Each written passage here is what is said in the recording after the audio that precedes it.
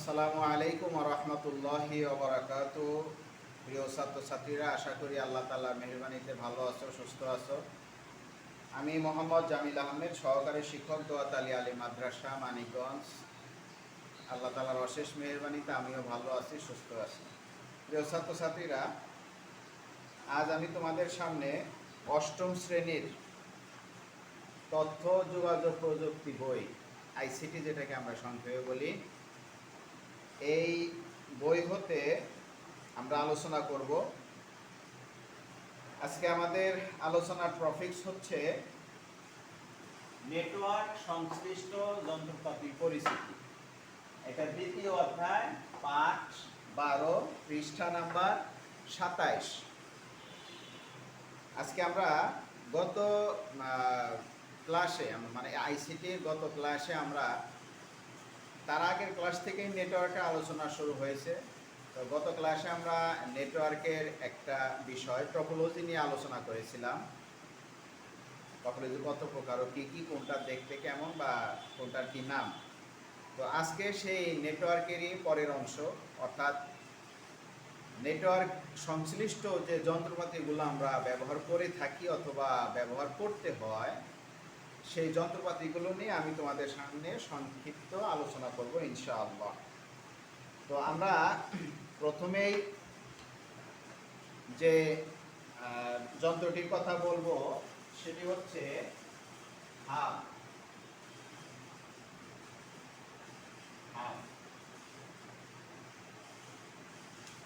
Hub হচ্ছে তারযুক্ত নেটওয়ার্কে থাকা অনেকগুলো আইসিটি যন্ত্র, যেমন তোমার কম্পিউটার, প্রিন্টার, এগুলাকে একসাথে যুক্ত করার জন্য একটা মিডিয়া, মাঝখানে যে একটা যন্ত্র থাকে, এই যন্ত্রকে কি বলা হয়, মানে এক যন্ত্রের সাথে আরেক যন্ত্রের সংযোগ স্থাপনকারী মাঝখানে যে মিডিয়া যন্ত্রটা থাকে তাকে বলা হয় হাব। তো ইদানিং আবার এই ইউএসবি হাবও দেখা যায়। দেখো, তোমরা ছবি দেখো, এই ইউএসবি হাব আর এই যে নর্মাল হাবের এই ছবিটা, এটা হলো হাবের ছবি।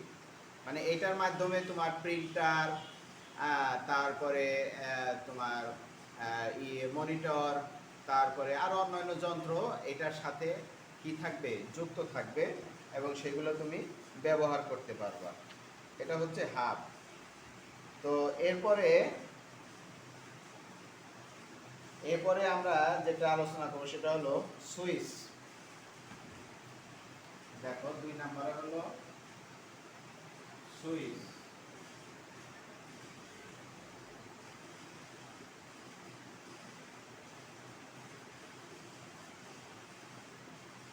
প্রিয় ছাত্রছাত্রীরা, হাব এবং সুইচের কাজ প্রায় সেম।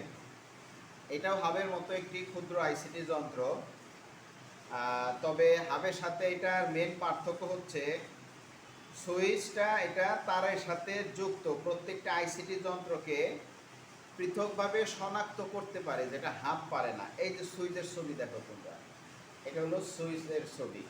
প্রায় সেম, দেখতেও সেম, কাজও প্রায় সেম, কিন্তু হাব প্রতিটি আইসিটি যন্ত্রকে আলাদাভাবে শনাক্ত করতে পারে না, সেই ক্ষমতা তার নাই। কিন্তু সুইচটা কি প্রতিটি যন্ত্রকে আলাদা শনাক্ত করতে পারে। তো এটা হলো ফলে সুইচ দিয়ে তৈরি নেটওয়ার্কের যে কোনো আইসিটি যন্ত্র সরাসরি অন্য যন্ত্রের সাথে যোগাযোগ করতে পারে। সুইচের সাথে যুক্ত যন্ত্রগুলো শুধু যাকে ডেটা বা উপাত্ত পাঠাতে চায় তাকেই উপাত্ত পাঠায়, অর্থাৎ যাকে যেখানে পাঠানো দরকার সেখানেই সে পাঠাইতে পারে। অর্থাৎ হাবের থেকে একটু উন্নত মানের সুইচ, কাজ কিন্তু প্রায় সেম। আচ্ছা, এরপরে আমরা 3 নম্বরে যেটা বলবো সেটার নাম হলো রাউটার।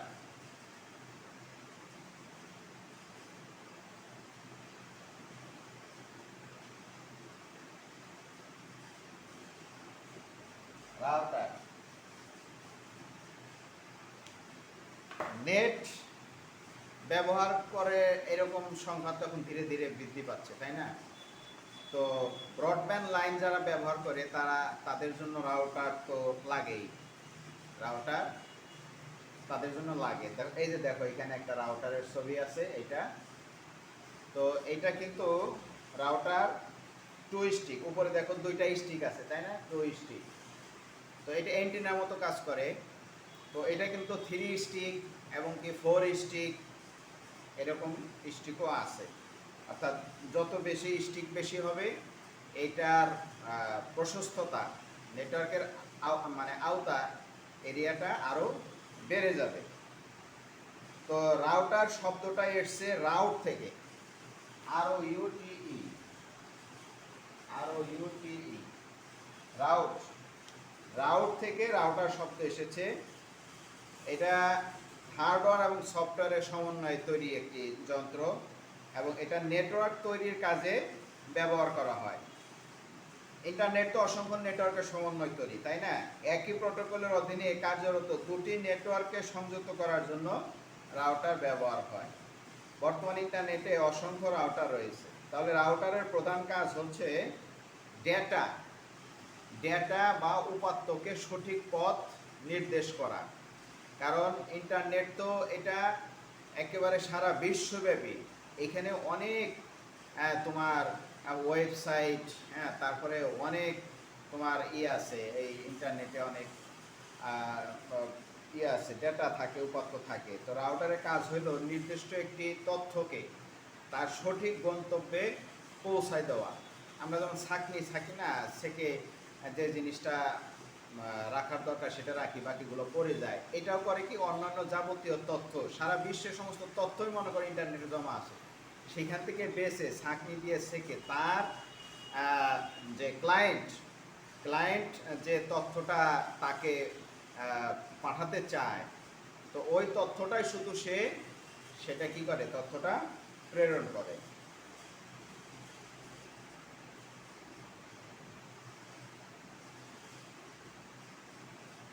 এটা হলো তোমার রাউটারের কাজ। এরপরে আমরা আরেকটা যন্ত্রের সাথে পরিচিত হব, সেটার নাম হলো মডেম।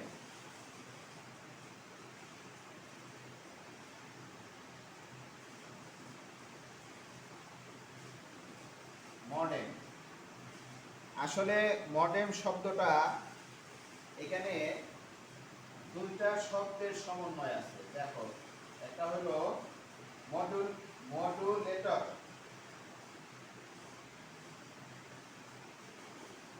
Plus D modulator.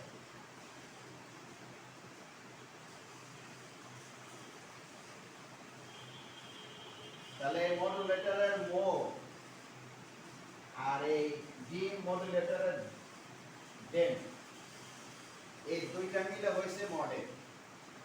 ঠিক আছে? মডেম তার দ্বারা সংযুক্ত বা তারবিহীন ওয়্যারলেস, যেটাকে আমরা বলি, প্রযুক্তিতে ব্যবহার হতে পারে। মডেম ইন্টারনেট ব্যবহার করে, মডেম চিনে না এরকম লোকের সংখ্যা নাই বললেই চলে। এই যে মডেমের ছবি, এটা হলো তোমাদের মডেমের ছবি। এখন তো ব্রডব্যান্ড লাইনের কারণে মডেম নিয়ারা খুব সমস্যার মধ্যে আছে। এখন মডেম তেমন কেউ ইউজই করে না। কিন্তু আগে কিন্তু ইন্টারনেট চালানোর সময়, বিশেষ করে আমি যখন নাকি কম্পিউটার কিনি, তখন কিন্তু ইন্টারনেট চালানোর জন্য মডেম ছাড়া বিকল্প কোনো গতি ছিল না। তখন ছিল মডেমই একমাত্র ভরসা। তো এখন কিন্তু মডেমের তেমন কোনো ব্যবহার সাধারণত নাই, খুব কমে গেছে, অবহেলায় পড়ে আছে। ইন্টারনেটের মাধ্যমে ডেটা বা উপাত্ত পাঠানোর জন্য এক ধরনের সিগন্যাল দরকার হয়। মডেম যেমন একটি নেটওয়ার্ক যন্ত্র যা কম্পিউটার হতে প্রাপ্ত ডিজিটাল সিগন্যালকে রূপান্তর করে নেটওয়ার্কে প্রেরণ করে, আবার নেটওয়ার্ক হতে প্রাপ্ত সিগন্যাল রূপান্তর করে কম্পিউটারকে প্রেরণ করে। হ্যাঁ, সার্ভার থেকে ক্লায়েন্টকে দেয়, ক্লায়েন্টকে নিয়ে সার্ভারকে দেয়। তো এটা হলো মডেমের কাজ। তো আমরা সামনে আরেকটা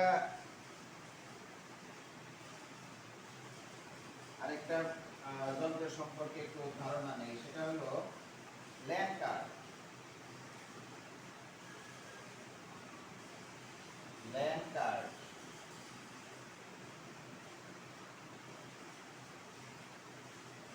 এই ল্যান সম্পর্কে কিন্তু আগে আমি তোমাদের সাথে আলোচনা করেছি। ল্যান কার্ড হলো লোকাল এরিয়া নেটওয়ার্ক। নির্দিষ্ট একটি বাসা, একটি প্রতিষ্ঠান, হতে পারে একটি বাজার, এর শুধুমাত্র নেটওয়ার্কটা এর ভিতরেই সীমাবদ্ধ থাকবে, এই নেটওয়ার্কটা এর বাহিরে যাবে না, এটাকে বলা হয় ল্যান্ড কার্ড। এই দেখো তারযুক্ত ল্যান্ড কার্ড, এই যে এটা হলো তারযুক্ত ল্যান্ড কার্ড, আর নিচে এই ছবিটা এটা হলো তারবিহীন ল্যান্ড কার্ডের ছবি। দুটো অধিক সংখ্যক কম্পিউটারকে একসাথে সংযুক্ত করার জন্য যে যন্ত্রটি প্রয়োজন এটার নাম হচ্ছে ল্যান্ড কার্ড। দুটি, তিনটি, চারটি, পাঁচটি কম্পিউটারকে একসাথে এক এরিয়ার মধ্যে, সংক্ষিপ্ত একটি এরিয়ার মধ্যে সংযুক্ত করার জন্য, একটার সাথে আরেকটা সংযুক্ত রাখার জন্য যে যন্ত্রটি দরকার সেটি হলো ল্যান্ড কার্ড। তবে বর্তমানে যে কম্পিউটার, ল্যাপটপ, আইসিটি যন্ত্র যেগুলো আমরা ব্যবহার করি, এই সবগুলো যন্ত্রের মাদারবোর্ডের সাথে ল্যান্ড কার্ড যুক্ত থাকে, প্রায় সবগুলোর সাথে ল্যান্ড কার্ড যুক্ত থাকে। তো এই হলো ল্যান্ড কার্ডের কাজ। আচ্ছা,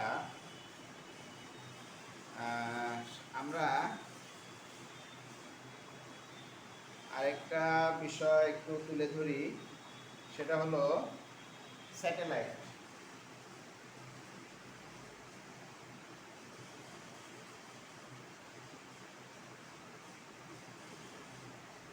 স্যাটেলাইট মোস্ট ইম্পর্টেন্ট একটা বিষয়।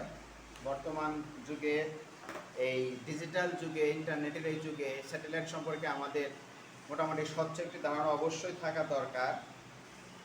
এই যে দেখো, তোমরা একটা ছবি দেখো, এই ছবিটা, এটা হলো একটা স্যাটেলাইটের ছবি। হ্যাঁ, ঈগল পাখির মতো দুই দিকে বিশাল দুটি ডানা ছড়িয়ে সে আকাশে ভেসে আছে, এটা হলো স্যাটেলাইট। এটাকে আমরা উপগ্রহ বলতে পারি। গ্রহকে কেন্দ্র করে উপগ্রহ যেমন চারপাশে ঘুরতে থাকে, এই স্যাটেলাইটটাও একটি উপগ্রহ হয়ে যায়, কারণ এই স্যাটেলাইট তার গ্রহকে বা পৃথিবীকে কেন্দ্র করে ঘুরতে থাকে, এবং এটা ঘুরে কিন্তু পৃথিবীর যে মাধ্যাকর্ষণ শক্তি, এই শক্তির মাধ্যমে সে ঘুরে, এই শক্তির টানে সে ঘুরে। অর্থাৎ এই ঘূর্ণনের জন্য তার নিজস্ব এক্সট্রা কোনো জ্বালানি, তেল কিছুরই দরকার পড়বে না, এই টানেই সে ঘুরবে।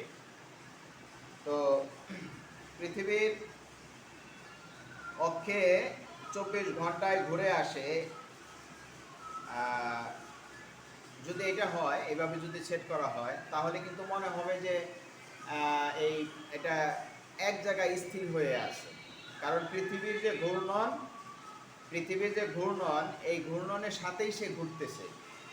মানে মনে করো দুইটা বাস যদি একই গতিতে পাশাপাশি চলে, তাহলে দুই বাসের দুইজন যাত্রী জানালার পাশে বসে আছে, তারা কিন্তু কথা বলতে পারবে এবং তাদের কাছে মনে হবে যে বাস দুটি স্থির, কারণ দুই বাসের দুই যাত্রী তারা পাশাপাশি বসে কথা বলতেছে, কারণ দুইজনের গতি কি সমান।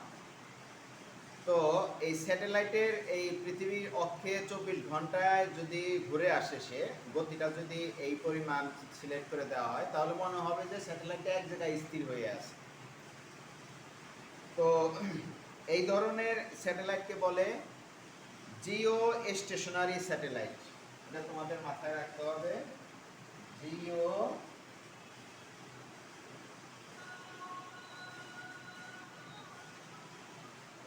জিও স্টেশনারি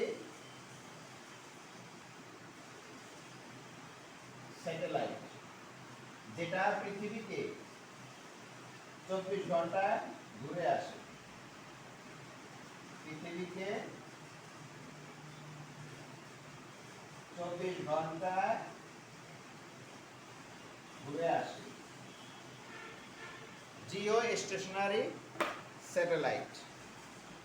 তবে এই জন্য স্যাটেলাইটকে নির্দিষ্ট একটি উচ্চতায় রাখতে হবে, আর সেই উচ্চতা হচ্ছে প্রায় 36,000 কিলোমিটার। 36,000 কিলোমিটার উচ্চতায় রাখতে হবে। উচ্চতা, এই জিও স্টেশনারি স্যাটেলাইট প্রতিষ্ঠার জন্য ৩৬,০০০ কিলোমিটার উচ্চতায় এটাকে স্থাপন করতে হবে।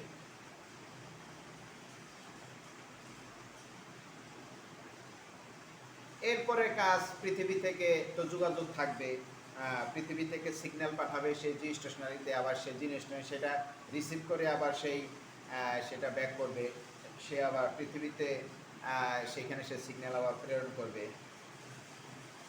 তো এইভাবে সিগন্যাল আদান প্রদান হয় এই সমস্ত স্যাটেলাইটের মাধ্যমে। এবং সিগন্যাল মানে হলো সংবাদ, সেটা ছবি হতে পারে, বিভিন্ন তথ্য হতে পারে। তো এই জিও স্টেশনারি প্রথম পৃথিবীতে স্থাপন করা হয় 1964 সালে। কত সালে? 1964 সালে। এবং এই 1964 সাল থেকে পৃথিবীতে নেটের যোগাযোগের নতুন এক দিগন্ত উন্মোচিত হয় এই জিও স্টেশনারি প্রতিষ্ঠার মাধ্যমে। এটা হলো আন্তর্জাতিক পর্যায়ে। আমাদের বাংলাদেশের ক্ষেত্রে যে প্রথম আমরাও এখন স্যাটেলাইটের অধিকারী। বঙ্গবন্ধু স্যাটেলাইট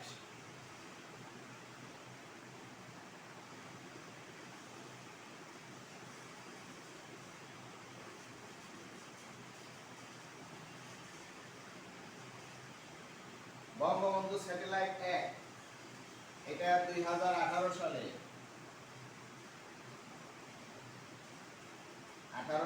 12 মে 2018 সালের 12 মে তারিখে এটা মহাকাশে প্রেরণ করা হয়। এবং এই প্রেরণ করার মাধ্যমে স্যাটেলাইট প্রেরণকারী দেশের তালিকায় আমাদের অবস্থান 57তম অবস্থান। অর্থাৎ এর আগে পৃথিবীতে আর মাত্র 56টা রাষ্ট্র এই মহাকাশে স্যাটেলাইট পাঠাতে সক্ষম হয়েছে, মাত্র 56টা রাষ্ট্র। আমরা 57তম রাষ্ট্র হিসেবে মহাকাশে আমাদের স্যাটেলাইট আমেরিকা থেকে সে রাত 12টার সময়, তোমাদের মনে আছে বোধ হয়, আমরা এটা কি করেছিলাম, আমাদের এই নবদিগন্তের সূচনা হয়েছিল। তো যাই হোক, এই হলো স্যাটেলাইট সম্পর্কে তোমাদের এই সার্বিক ধারণা তোমাদের রাখতে হবে। আমরা যে GPA GPS global positioning system ব্যবহার করি, এটাও কিন্তু এই স্যাটেলাইটের মাধ্যমে এটা আমরা ব্যবহার করতে সক্ষম হই। তো আরেকটা ছোট একটা বিষয় তোমাদের সঙ্গে এটা শেষ করি, সেটা হলো অপটিক্যাল ফাইবার। এটা তোমরা মাথায় রাখবা, অপটিক্যাল ফাইবার।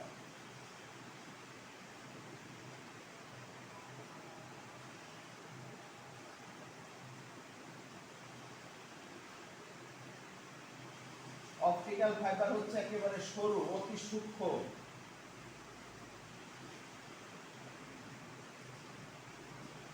তারের কাঁচের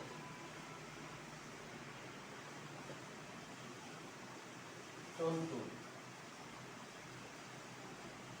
এটা হলো আলোক সিগন্যাল পাঠায়, আলোক সিগন্যাল প্রেরণ করে, আলোক সিগন্যাল প্রেরণ করে। তো ইলেকট্রনিক তারের মাধ্যমে বৈদ্যুতিক সিগন্যাল পাঠানো হয়, তাই না? আর এই অপটিক্যাল ফাইবারের মাধ্যমে আলোর সিগন্যাল পাঠানো হয়। অর্থাৎ ইলেকট্রনিক, এটাও তো ইলেকট্রনিক, তাই না? আমরা যে নেট ব্যবহার করি এটাও ইলেকট্রনিক একটা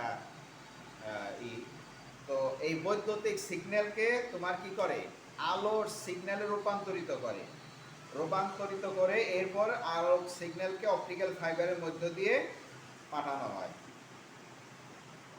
আরেকটা তথ্য তোমরা মনে রাখবা, একটি অপটিক্যাল ফাইবারের ভেতর দিয়ে একসাথে কয়েক লক্ষ টেলিফোন কল পাঠানো সম্ভব। একটা তারের ভিতর দিয়ে কয়েক লক্ষ টেলিফোন কল বা সিগন্যাল পাঠানো সম্ভব। বাংলাদেশ এখন যে সাবমেরিন কেবল, এই অপটিক্যাল ফাইবার ব্যবহার করে যে ওয়ে, যে রাস্তা, যে মাধ্যমে, সেটার নাম হলো সাবমেরিন কেবল। এটা মনে রাখবা, সাবমেরিন কেবল।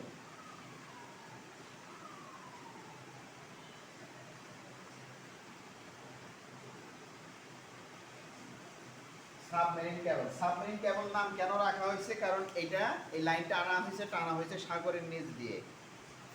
তো এই যে সাবমেরিন কেবলের সাহায্যে বাংলাদেশ বাইরের পৃথিবীর সাথে সংযুক্ত, তার নাম সি মি উই 4।